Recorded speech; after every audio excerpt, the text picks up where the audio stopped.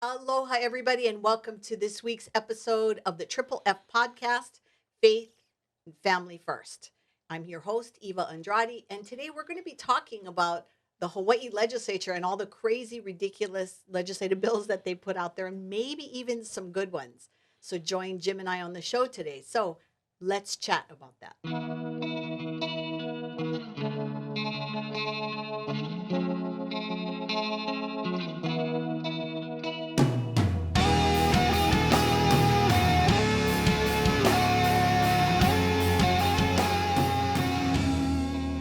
Jim Hopeberg, Yes, ma'am. welcome back to the show. And we can actually say, but it's the legislature in 2022. It is the 2022nd legislative session.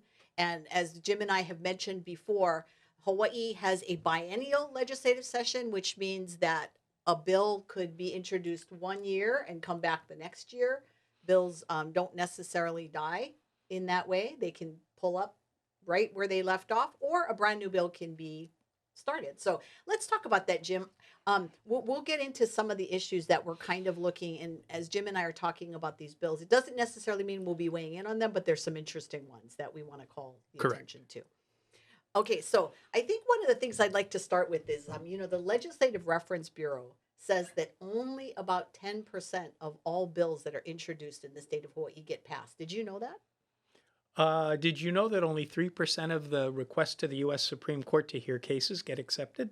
Okay, well, I did know that, but maybe the viewers didn't know that. So that's actually a good That's true. reminder that a lot of work So and the a lot of government, time. people spin their wheels at the government and get Absolutely. nothing for it. Absolutely. We So, got to change the government. okay, so in last year, the 2021 legislative session, and this year's 2022 session, Is the same biennium. it's the same, but 2,516 House bills were introduced in this 2-year period. And in this 2-year period, 3,386 Senate bills were introduced. So we're talking close to 6,000 bills altogether. Correct. So that means 600 new laws. 600 new laws if 10% pass.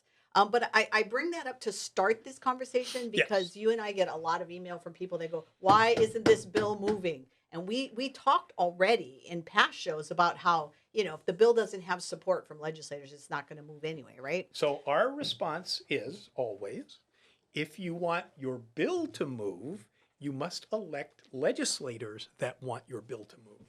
Absolutely. And, well, what did we say? You got to have a relationship with your senator and with your representative, and they're not always going to be on your side. Well, but some of the bills in the currently constituted government in the state of Hawaii are never going to get a hearing. They're never going to get a hearing. So you got to replace the legislators for those bills. Yep. And for those of you that get my Hawaii Family Forum e-news, when I sent out the e-news last week, I told you to watch this show because Jim and I were going to be talking about some specific bills. I think that it's going to be a helpful conversation to have. So just to kind of give everybody kind of a bird's eye view, on the 26th of January was the last day for new bills to be introduced. So moving forward, we can't have somebody call us and go, hey, we should make a bill, because then we'll be like, okay, well, if you really think there is a need for that particular bill, you got to wait now for the next legislative session. Next January.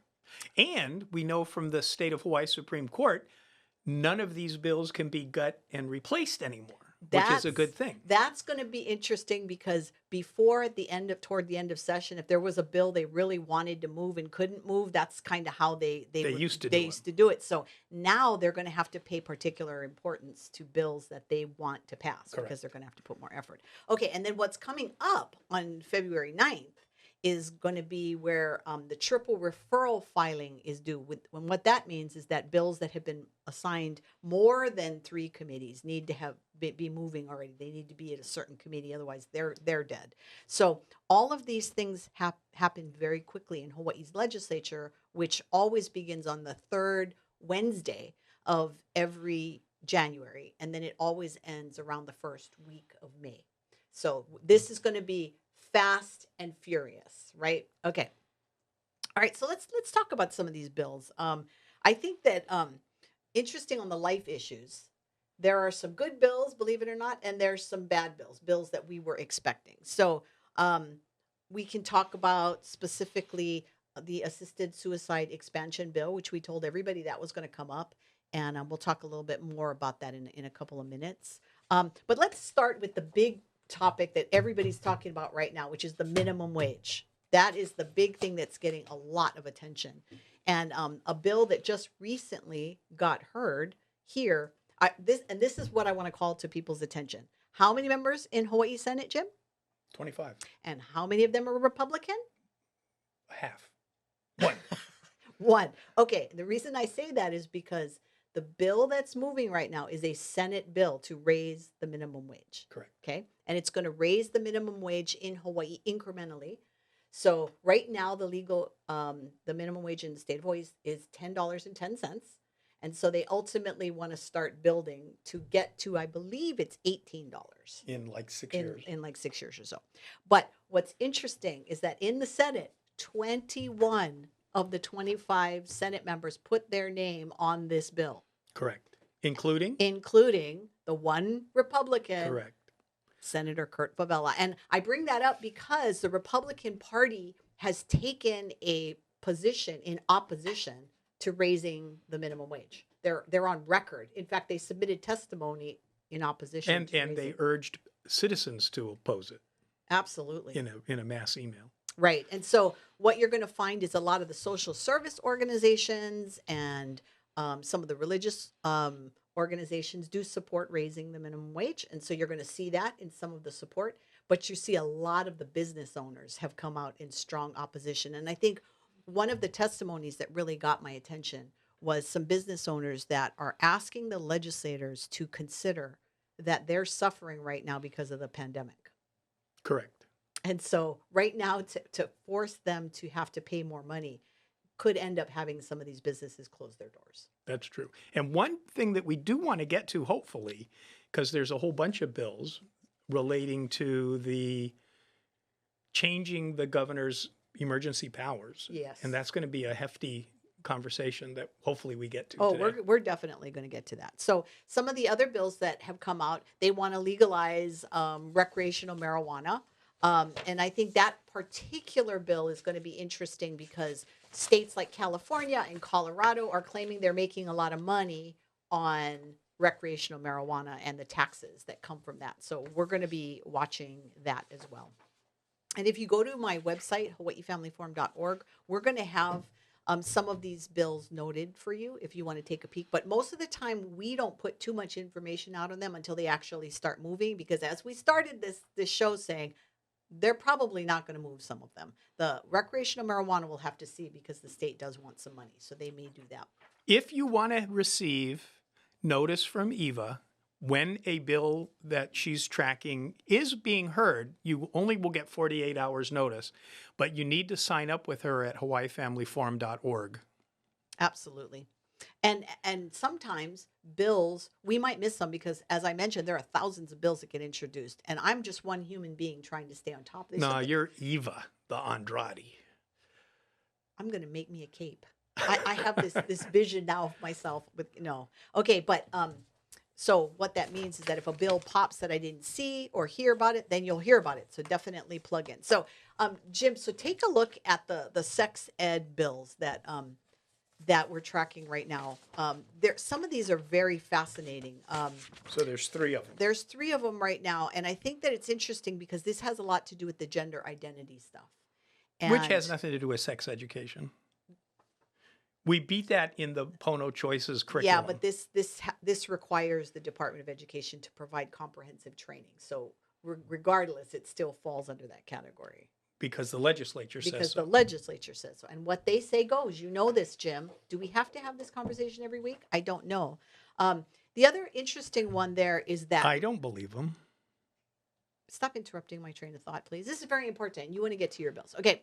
This last bill that's on there, which is Senate Bill 2636, it specifies additional forms of discrimination and other prohibited conduct under Chapter 368D. Which is a Civil Rights Commission. Yes. So these kind of issues, when they come up, and you will see that some of the senators that put their name on this, that they've got a lot of support for this. It looks like these guys really want to get behind this kind of bills. So I think that on these kind of bills, we're going to have to stay plugged in with you, Jim, because you have done litigation on civil rights in I'm very familiar your with Chapter 368. yes. So I think Yes. that when these things happen, we've got to continue to talk about that. Okay. The next subject that I want to talk about is gambling. There's a bunch of gambling bills, and the gambling bills are all over the place. We have some that will strengthen prohibition against gambling and penalties. They have others that want to have sports betting and lottery, because a lot of people don't know, if you're not from the state of Hawaii and you're watching this, Hawaii is only one of 2 states that have no form of legalized gambling. And so you've got a lot of talk about how we could potentially get some money into the economy here through legalized gambling. And so last year we were fighting the issue of having legalized gambling on Hawaiian homelands. So we'll see what happens with that. One of the bills that's coming up is to study the issue. I know you love those bills, Jim. You know, we have people that study an issue, you know, because we know what that means is they're going to put out a study that says what they want it to say so they can go ahead and do what they want to do. Without being responsible for making the decisions, because that's what the study group said. Absolutely. And I'm really not for that kind of downstream hiding behind, layers of responsibility. I think the people we elect are the ones that need to do the study and the ones that need to come up with their suggestions so that we can hold them accountable. I agree with you on that. So on the issues of abortion and life, there are several really interesting bills. Of course, as I mentioned earlier, they do have one that would expand assisted suicide here in Hawaii by allowing advanced practice registered nurses to be providers of assisted suicide. But what's interesting about this bill, and I thought, you would find this very interesting, is they're allowing, okay, so they want to lessen the waiting period. So Hawaii, when they passed the bill last year, was 20-day waiting. Now they want to make it 15. But in the bill, they're giving doctors the ability to say, well, you might not make it those 50 days, so we'll waive it altogether. So this is where we're headed, and this is what we told people. There are some good life bills that I want to talk about. I want to give a shout out to Senator Keokalole, who actually... Easy for me to say. Yeah, don't try it, because I just messed it up. And I apologize, Senator, if you are seeing this. But I got to give him props. He's doing a bill that would amend provision relating to first-degree murder. And it adds a person commits the offense of first-degree murder if the person knowingly or intentionally causes the death of another person that is less than 14 years old or pregnant with a viable fetus. I know we could have a whole show on viability, but this is a step in the right direction, though. Yes. And I appreciate that he did that. He's the only name that's on that bill. We've got bills that want to extend Medicaid money for postpartum coverage up to 12 months following a pregnancy. I think that's a good bill. How many sponsors on that?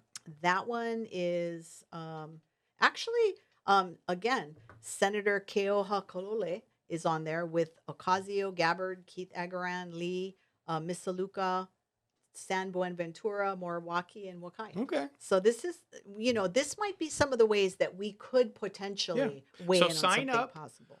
For HawaiiFamilyForum.org, and you'll get a notice from Eva when that bill gets to a hearing, and you can testify, unfortunately over Zoom, but you can. Yep.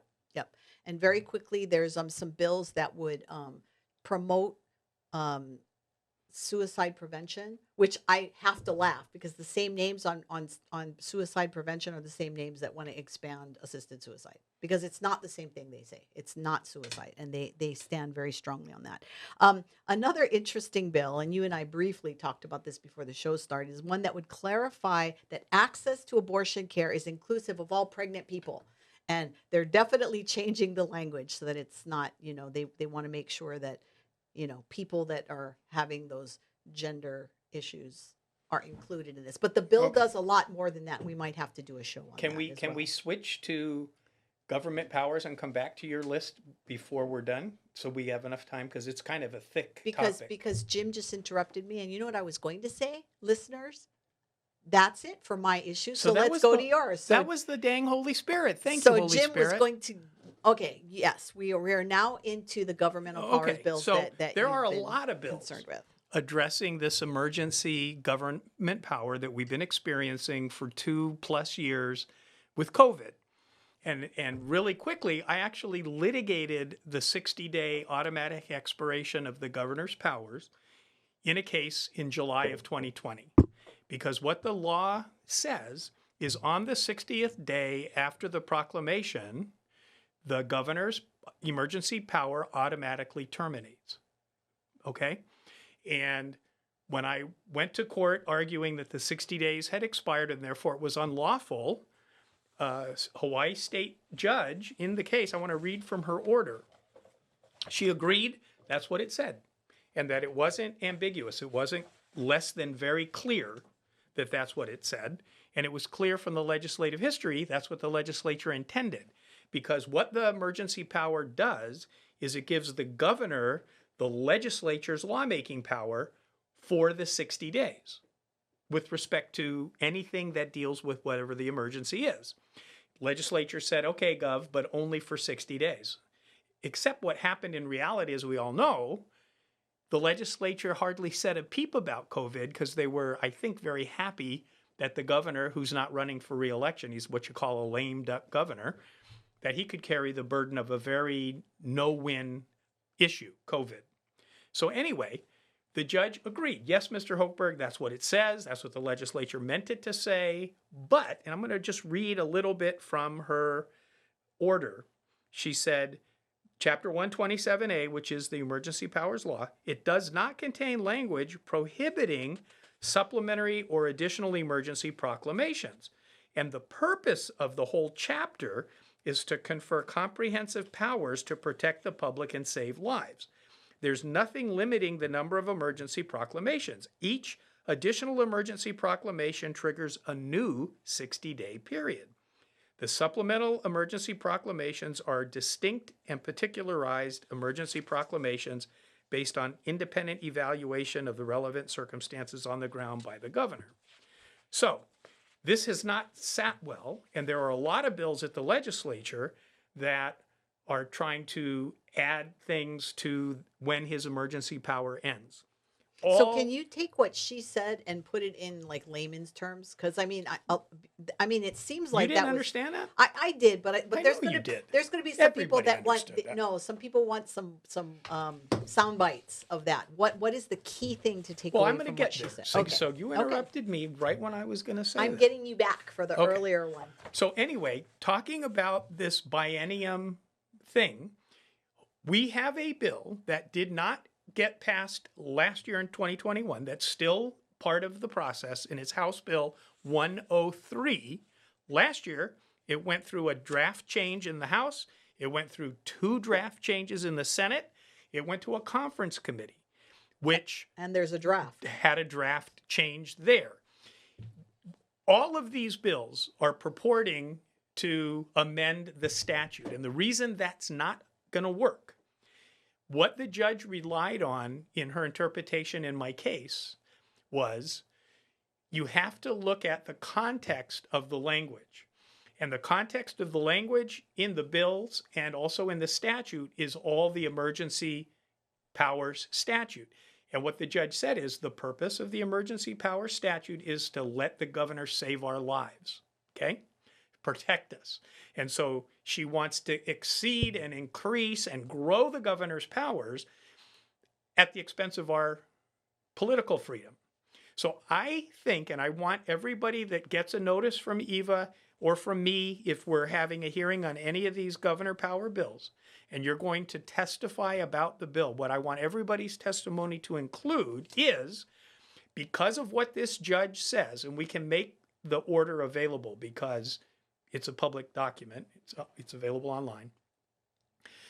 The context is what made her decide to give the governor free wheel. If we tinker in the context of that bill, in that statute, it's going to be the same context. The change of the governor's powers has to occur in a different context. The best context is Article 1, Section 1 of the state constitution, which we all know says all political power is inherent in the people. So if we put there as an amendment any emergency power exercised by the governor or any mayor has to expire automatically in 60 days, that context is the difference between the power of the people and the power of the government where then the judge would, if fair, would have to say, in this context, I have to say, the people's power, it ends at 60 days. When the issue is the power the legislatures or the governors, and why is the governor having power? It's to save everybody. That's a completely different conversation. Now, getting an amendment to the Constitution to put that language in there does require that the legislature pass a bill into law, putting the question on the ballot that we then vote for, and we have to pass it.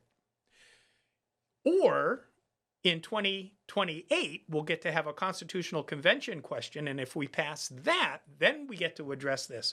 So this is not an easy thing, but I think we need to be as energetic about getting this constitutional amendment year after year after year after year, as the proponents of same-sex marriage were from the 1990s to 2013, when it finally passed. They came back every year. They had new ideas. They asked, they pressed, they lost, they never gave up.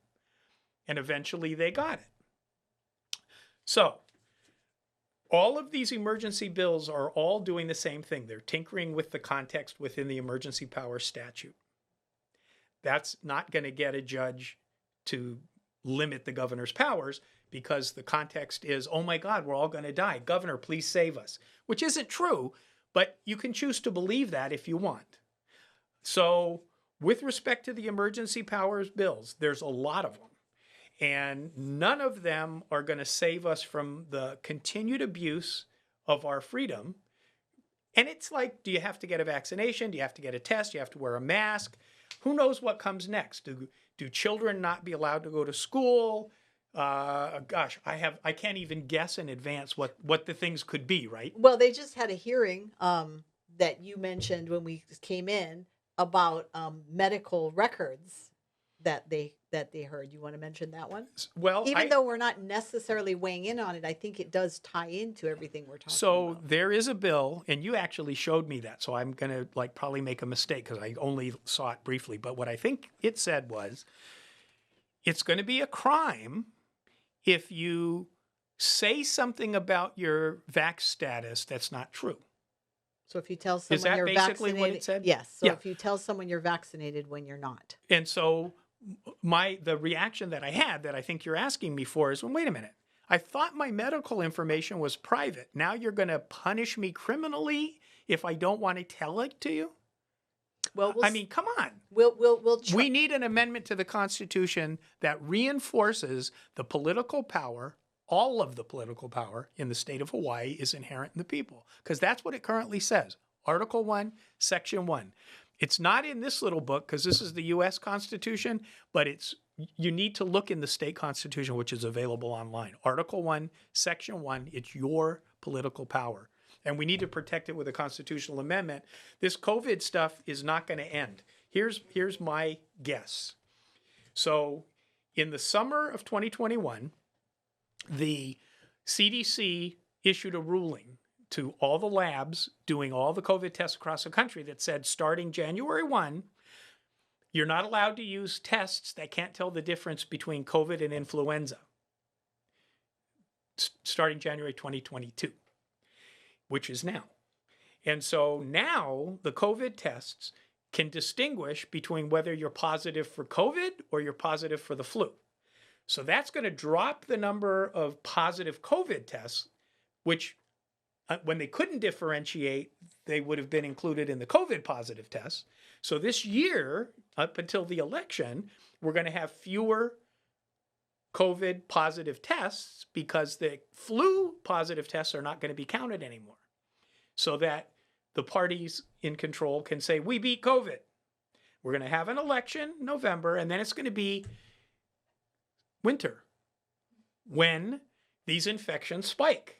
And they're going to turn around and say, oh, no, we have the Omicron variant, and now we're all going to die. And so then we're going to go back into lockdowns. Yeah. Well, you made a good point earlier, and I kind of want to end on that because when I mentioned the Legislative Reference Bureau saying that only 10% of the bills pass, in that same link, which I'll put in the link below, it also says that it takes over a year to get a bill passed. Correct. And what they're talking about is they're not talking about a legislative session, I do not believe. I believe they're talking about the time it takes for you to educate legislators on the issue, people in the community on the issue, get the right people lined up to testify, because that's really, really important that when a bill's moving, that people are testifying to the language of the bill, that they're coming across with someone who's really concerned about the way that it's going to affect the community. They're articulate enough to say what's good about it, what's bad about it, whatever, and not just going there, waving a Bible. Well, in most bills, or I don't know most, some bills are effective when signed by the governor or when they become law. A lot of bills have a particular future date that they will become effective if they do become law. So a lot of times it's the January of the next year, or maybe it's the July of the next year. So it does take a long time. It does. And if you go to the hawaiifamilyforum.org website and you go up to where it says the Action Center, you can see exactly what bills are actually moving. And if you click on those bills, it'll walk you through. It'll tell you what the bill's about. It'll give you talking points. And if the bill's actually ready to be heard, it'll give you the opportunity to send that email to your legislator. It's a wonderful system, and you got to use it. Now, if the bill is not moving or it's not active, then you might have information on the bill, but it may not have an action step. Correct. And that's something we have to keep saying, because people will call all the time and say, hey, send out an alert telling people to call legislators to hear this bill. But again, as Jim and I mentioned in a prior show, we've done our own internal polling, or we kind of know what the pulse of the legislature is. And your time is precious, and we want to make sure that you're weighing in on something that's going to make and we a also difference. want you to visit and talk to your legislators. So if you see a bill in Eva's list of bills that you're interested in, and you look on the page of who sponsored it and it's not your legislator, feel free to call your legislator and talk to them about the bill. Even though it's not having a hearing, they're your legislator. They should want to hear from you on whatever, because they want your vote. Which also means when they tell you how happy they were that you came in, you don't have to necessarily believe they were that happy. And just so it make easy for you, when you get alerts from Hawaii Family Forum as a bill's moving, you will find out how legislators voted on an issue. You'll find out if they supported it or if they opposed it. And then if you go to hawaiifamilyadvocates.com, Jim is going to have available on the website. It's going to take a little while to get there, so don't go look for it yet. It's going to be hot off the press. We'll have a list for you of all of the current legislators on these problematic bills and whether they introduced them or not, so that when you go to the polls and you're ready to vote, you'll know whether they reflect your values. And really, that's why we do what we do. That's right. So thanks for joining us this week. You want to come back next week, because we're going to be talking about some of the shenanigans that's happening on a national level. So stay tuned, and we'll see you next week. Mahalo, everybody. Aloha.